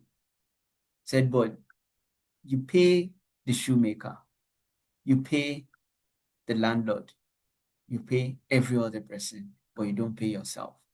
The second thing this man told him is that pay yourself no matter how much you earn. Pay yourself no matter how much you earn. So what this man even told him was that he should reserve 10%. I told him, he said, if you reserve 10% of every money you make, how much would you make? How much would you have in 10 years? He said, I will have a full year's salary or a full year's income. Okay. And the third thing he said is invest before you spend. Invest what was saved. Okay. Invest what was saved. And he also talked about saving before you spend. Then he left. And then a year later, he came back to this guy and said, okay, were you able to do what I talked about the last time? He said, yes, I saved 10% of everything I made. He said, okay, so where's the money? He said he gave that money to a brick maker who traveled and was going to get jewels. And then the guy was furious, said, that's a foolish decision. Who knows more about jewel, a goldsmith or a brickmaker? Who knows more about health, a doctor or a farmer? Said you have lost the money. And truth be told, the brickmaker was scammed. So this guy learned a lesson. And then over time, he began to do as the man said. And then He did this for several years. And the man came back. This time the man was old and wrinkled. And he saw how much he had grown his wealth. And he said something. This is where luck happened to him. The man said, all my children knows, all that my children knows is to spend what I make. They don't know how to multiply it. And guess what he did? He handed over the keys to the business to this guy to grow his wealth for him before he dies. Wealth is a journey. You have not started the journey if you are reactive about your finances. So, your responsibility is not just to write the blueprint. Your responsibility is to make it work. Now, after this class, something is going to happen. You're going to be excited that the key is in your hands. You're going to be excited and you're going to really want to do something. We've given you the keys. It's time for you to unlock. But something is going to happen. Something is going to happen. You are going to get to a place in which you will have to decide whether you should continue this or you should turn back. At that time, your blueprint, your mindset blueprint is going to speak. You're going to be at the valley of despair. And guess what? Most people turn here. Because when you create that bucket and you have to decide where the money goes, you have to decide which options should you choose. You could have some difficulties there. So at that time, who will you be relying on, which is very necessary? Because one of the things I've found out about most people in the reactive, like I said, they always feel they will figure it out. See, life is too short for you to learn everything by experience.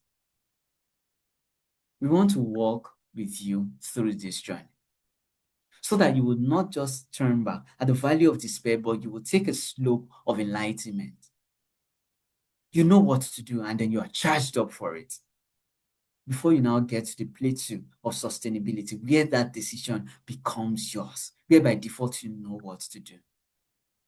We want to be able to sit with you in class and say that this is what you should do.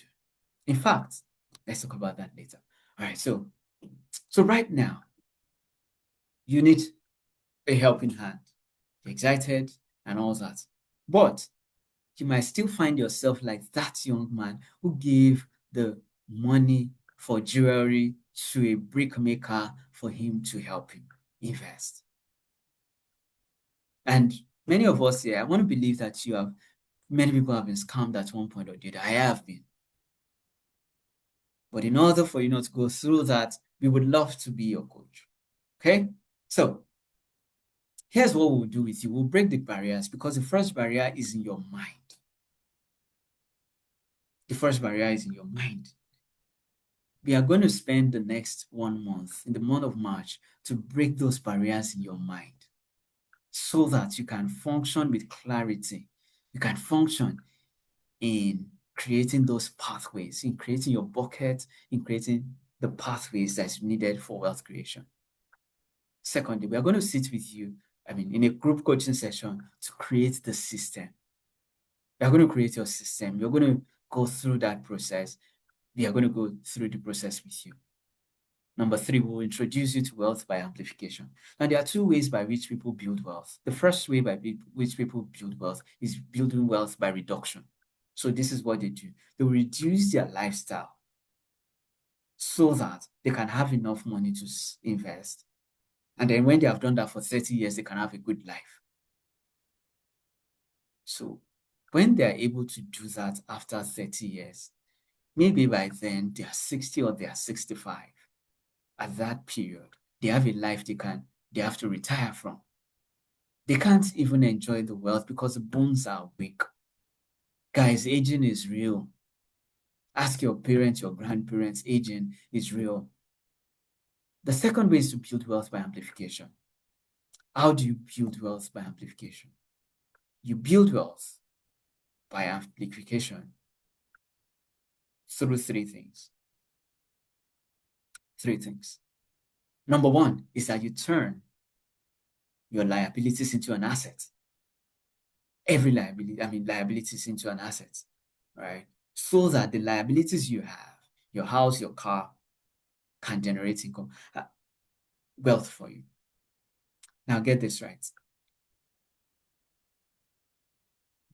I am not a fan of starting recharge business. I'm a fan of iTicket business. You can watch the last session, the last class for that, where we talked about high income iTicket business. Okay.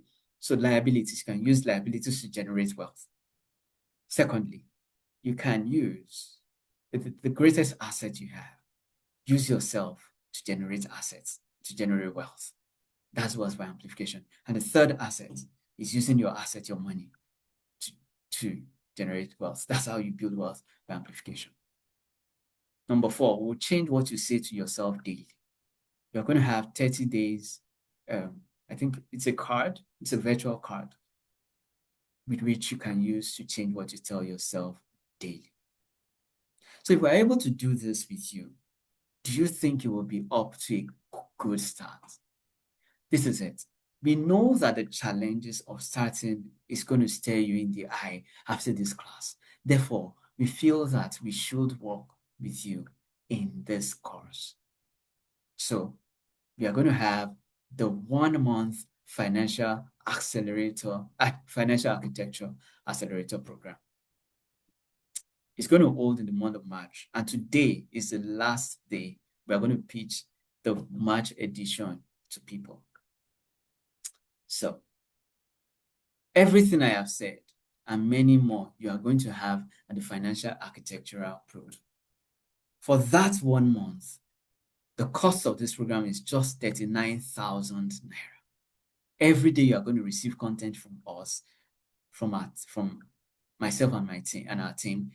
4 times in the week. Once in every week. That's 4 times in the month of March. You are going to have exclusive group coaching sessions that will empower your resolve at that time. Okay, 4 groups coaching sessions. Myself and Coach Nikki will be glad to be there with you. So you can go for the general and you can go for the premium option. The premium option is 99,000 naira. So with that premium option, what's going to happen? I'm going to sit with you to create that blueprint for yourself. I'm going to walk you through. Okay. I'm also going to give you some other resource that is not in the general program. In the premium program, I'm going to sit with you in a virtual session, and then we're going to walk you through. So it's going to be a 2-hour session. I'm going to walk you through how to do this. 99,000 naira, 39,000 naira. Now, this is it. Before you see 39,000 naira is so much, let me ask you a question. What do you spend 1,300 naira for every day? This sometimes is not as much as the money you spend on snack. Why not? It pays you in the month of March for you to go fasting and pay this money because it's going to change your life. What else? There's no grocery store that you enter today that virtually you're not spending 10,000 naira per entry, or minimally 5,000. And sometimes we enter those grocery stores more than 3 times a month. This is the cost of freedom. You see, if you say that investing in yourself is expensive, then that means your life is going to end up cheap. Your life is currently cheap and it's going to end up cheap. Because this is an investment in yourself. And you remember when we talked about investment, I asked the question, I said, which is the best of all investment? And he said it's education. And that is because it's true. Because when we talk about multiple streams of income, many people begin to think about doing. And that's what we are going to teach you in the income amplification workshop.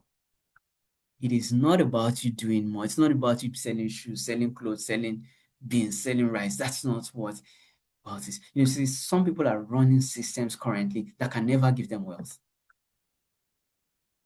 So the financial architecture accelerator is here for you. So this is it. I'm going to give 3 people opportunity to join. So this is what's going to happen. If you want to join this program between today and tomorrow, between today and 6 p.m. tomorrow, you make a deposit of 10,000 naira to secure your slot. 10,000 naira to secure your slot, and you must complete the 39,000 naira before the 28th of this month. You must complete it before the 28th of this month. That's before next Saturday. Okay? Because this is the first edition, we are only dealing with a close-knitted group. We don't want more than 10 people, and people have been registering for it. So I think we have about 3 slots left, if my memory serves me right. So this is it. Pay 10,000 naira between today and tomorrow and secure it at 39,000 naira. Let me tell you this. At the first session, the cost of this was 30,000 naira. The second session was 36,000 naira. This session is 39,000 naira. The next time you'll be hearing about this program, it's not going to be the same price. You can also pay 99,000 for the premium. Now, for the premium, if you want to join the premium, you pay off by tomorrow evening, 6 p.m., and then you pay the balance before the end of this month. We want to work with you. Your life can be a lot better. Your life can be a lot easier if you have this kind of system. And like I said, the major work here is your mindset. Because if your mind does not recognize it, the result will be far from you. I say that again. If your mind does not recognize it, the result will be far from you. You will think that doing is everything. How many of you have tried to do something? You have relied on your willpower and say, I'm going to do this, I'm going to do this, I'm going to do this, and you find yourself procrastinating. So guys, between today and tomorrow evening, you pay 10,000 naira, and this is it.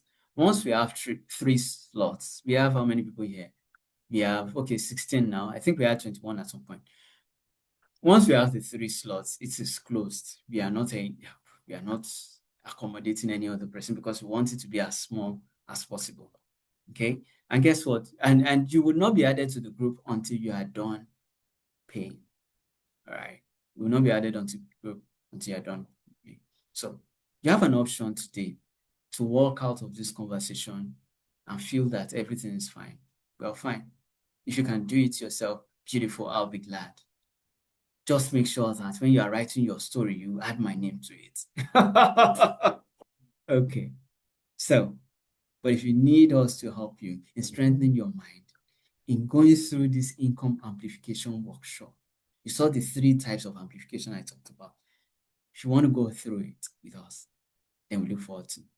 And guess what? We're having some conversations this week, and we have decided to add a surprise to the people that get into the first edition of the Financial Architect Acceleration Program. I'm not going to talk about this yet, but there's a surprise. What if you can be in a community where you are coached for more than 1 month, not for 2 months, not for 3 months, not for 4 months? That's another thing we're going to have. And then guess what? You are not going to pay an exorbitant fee. You're not going to pay much more than what you have committed to this program. We want to do that with you because we feel that we can do more with you at less price. Okay? And if you know our programs, oftentimes the first set is always far cheaper. It's always cheaper than the other sets. Okay? So this is time for you to make decision. Make the decision. The first 3 people, Orelua, can you drop the account number? The first 3 people to make. So once you make your deposit, you then send the what do you call it? You then send the proof of payment to Orelua. Orelua, are you still there? Okay. Okay, she doesn't seem to be here.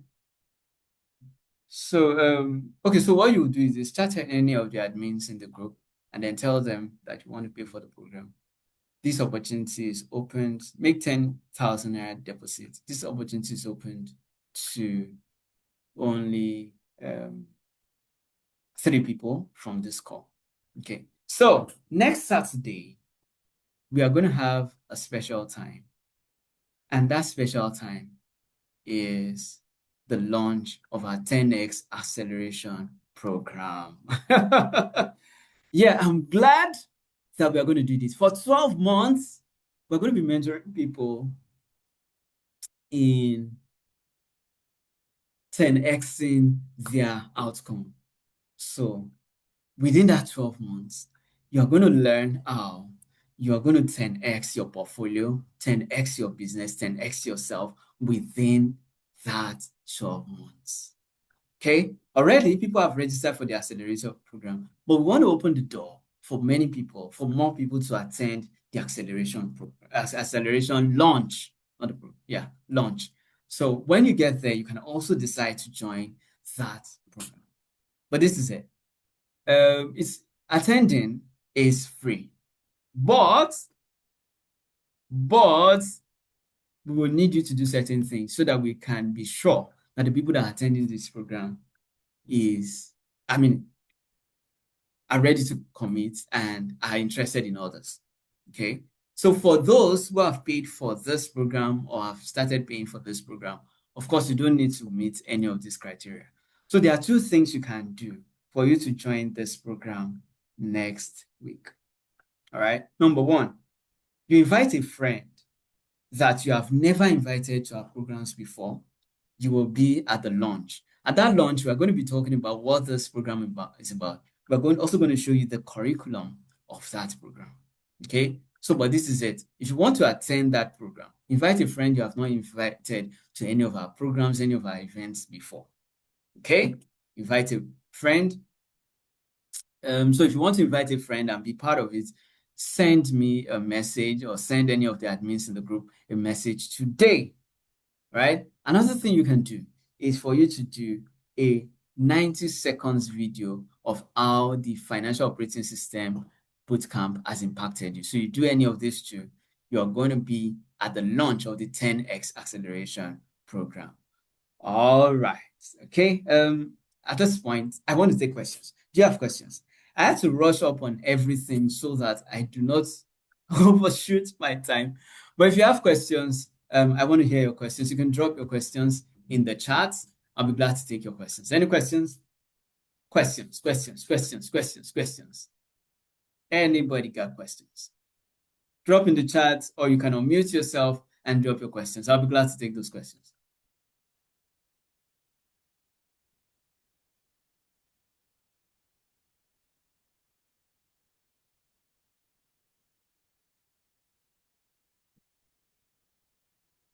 Okay. Does this mean we all understand what I talked about? Does this mean that, or does this mean that you're not clear? Okay. If you're clear, if you understand what I talked about today, I want you to drop, okay, understood. Oh, but aside that, why don't you just share with me what was profound for you? I want you to share in the chat. What was profound for you in today's session? Please drop in the chat or unmute yourself and say it. What was profound for you in this session? I want to hear. What was profound for you? I want to hear. How many people do I have left here? I have, so what was profound for you? Angel Power, Benita, Emmanuel, Eunice, Jello, Kate, Marianne, Odion, Oluwalanke Omowumi, Oluwaseun Idowu, Rita. What was profound for you today? If you've learned anything, please drop in the comment section. You can also unmute yourself.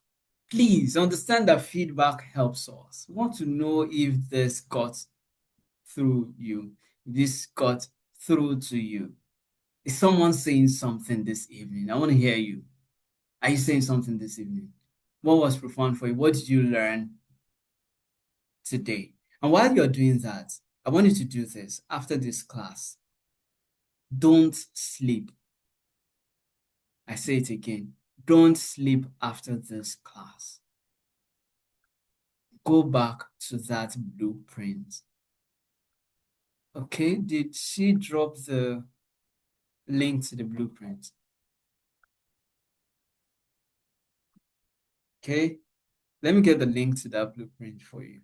While you drop what was profound for you in this class, let me get the link to the blueprint. Good evening, everyone. Yeah, good evening, madam. Yes, my name is Odion Ilowo. So I think what was profound for me at this class was that I need to build automation because Yeah. I think you said the body is weak, the mind is weak. So you have to build the automation so that every Yeah. month it just helps to deduct particular amount for a particular thing. I think that Okay. was Yeah. profound for me. Okay. Thank you. Beautiful. Thank you. Thank you. Thank you for that. Who else has something to say? What has been profound for you in this session? I'm still looking for the link. My assistant has left me in the cold. Okay. What else was profound for you? Who has learned something this evening? Please drop in the comments or unmute yourself and say something. I want to be sure that I did not just quote and unquote shout for nothing today. Okay. Share the test result. No, this is for the test. I'm trying to get the link. Okay, so let me use this. Okay, who is sharing with us? Angel Power, Kate, Rita, who is sharing with us? What was profound for you today? What was profound for you today? I want to hear you. Or you drop in the comment section. Okay, so I've gotten the link to the financial operating system blueprint.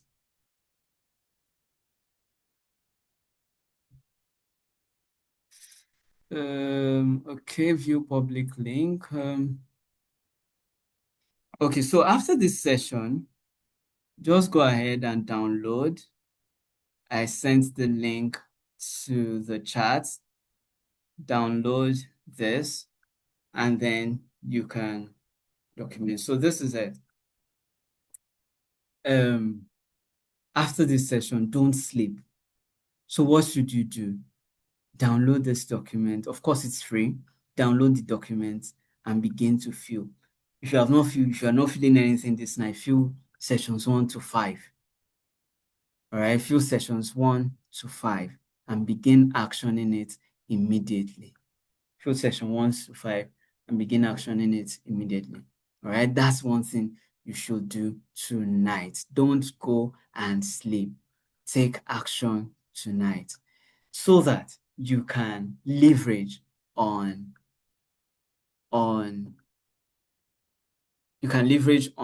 the information you got immediately. And if you have not taken the test, do this night. Take this test tonight. Let me see. Okay, so we have the test link. Yeah, here's the test link. So I'm sharing the test link. If you have not taken the test this evening, do that tonight. At least do something that will remind you that you came here. Do something that will begin a new journey for yourself. All right.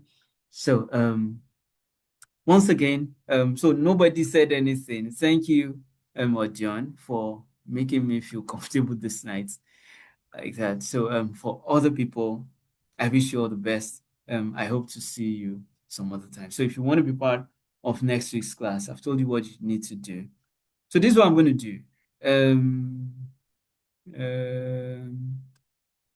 For John that made the comment, I'm going to automatically admit you into the 10x as activation session next week. So I'm going to automatically admit you into the session next week. So chat me up for the link, but that will be but that will be tomorrow. Chat me up for the link, but that will be tomorrow. So everybody, I want to say a big thank you for being part of this. I hope you have learned something. I look forward to hearing from you as time goes on. So see you all tomorrow. Sorry, see you all at the later time. Okay, good night.